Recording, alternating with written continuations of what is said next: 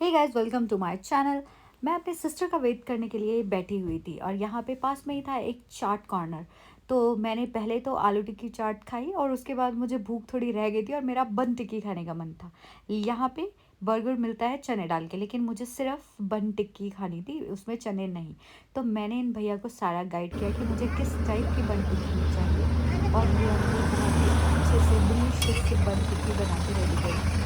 आप भी देखते जाएं और आप भी ये ट्राई कर सकते हैं। अगर आप कभी किसी चाट खाने में तो अपने पसंद बनने की बना सकते हैं, बनवा सकते हैं।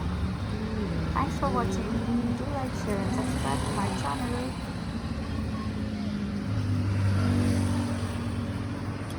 बस बस बस चटनी इसको डाल दो। कुछ नहीं।